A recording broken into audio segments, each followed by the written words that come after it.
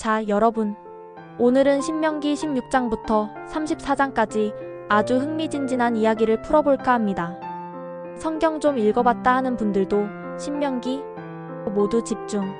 쉽고 재미있게 핵심만 쏙쏙 뽑아 알려드릴게요. 먼저 16장. 여기서는 이스라엘 백성들이 꼭 지켜야 할 세 가지 중요한 절기에 대한 이야기가 나와요. 6월절, 77절, 초막절. 마치 우리나라의 명절 같다고 생각하면 이해하기 쉬울 거예요. 6월절은 이집트에서 탈출한 날을 기념하고, 77절은 첫 수확을 감사하는 날, 초막절은 한 해 농사를 마무리하며 즐거워하는 날이죠. 그리고 이 절기들을 어떻게 지켜야 하는지 아주 자세하게 설명되어 있답니다. 17장에서는 지도자와 재판에 대한 이야기가 나오는데요. 중요한 건 공정한 재판. 뇌물 받거나 사람 차별하면 절대 안 된다는 거죠.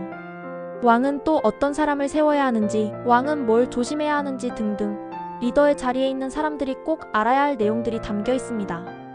쉽게 말해 높은 자리에 있을수록 더 겸손하고 정의로워야 한다는 메시지인 거죠.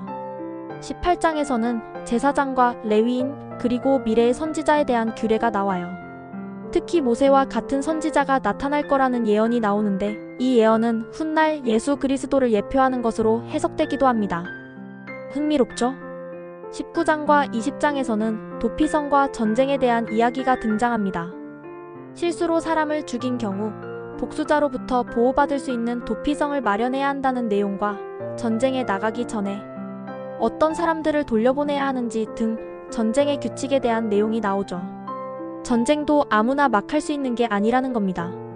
21장부터 25장까지는 정말 다양한 율법들이 쏟아져 나옵니다.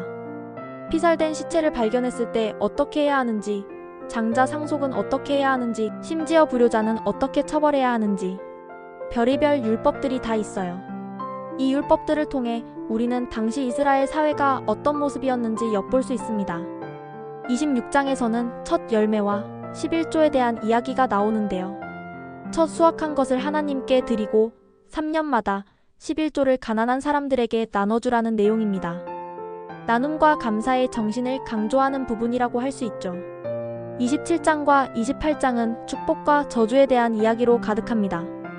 하나님의 말씀을 잘 따르면 복을 받고, 거역하면 저주를 받는다는 아주 직설적인 메시지가 담겨 있죠. 순종하면 자녀도 잘 되고, 사업도 번창하고, 모든 일이 잘 풀릴 거라는 축복. 반대로 불순종하면 질병, 가뭄, 전쟁 등 끔찍한 저주가 닥칠 거라는 경고. 무시무시하죠? 29장과 30장에서는 언약 갱신 이야기가 나옵니다.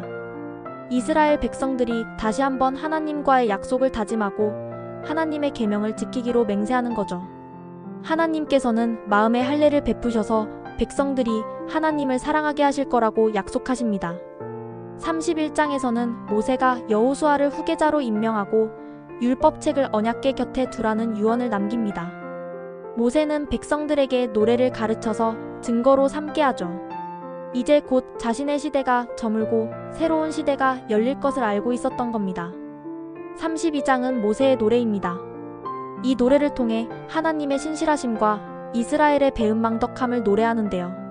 하나님은 이스라엘을 심판하시지만 결국에는 구원하실 거라는 메시지를 담고 있습니다. 마치 한 편의 드라마 같은 노래죠. 33장에서는 모세가 각 지파를 축복하는 장면이 나옵니다. 각 지파의 특징에 맞춰서 개별적으로 축복하는 모습이 인상적입니다. 드디어 마지막 34장. 모세의 죽음이 묘사되어 있습니다. 모세는 느보산에서 가나안 땅을 바라보고 120세의 나이로 세상을 떠납니다. 그리고 여호수아가 모세의 뒤를 이어 이스라엘을 이끌게 되죠. 한 시대가 끝나고 새로운 시대가 시작되는 순간입니다. 자, 이렇게 해서 신명기 16장부터 34장까지의 주요 내용을 살펴봤습니다. 어때요? 성경이 좀 더 재미있게 느껴지나요? 다음에는 더 흥미로운 이야기로 돌아올게요.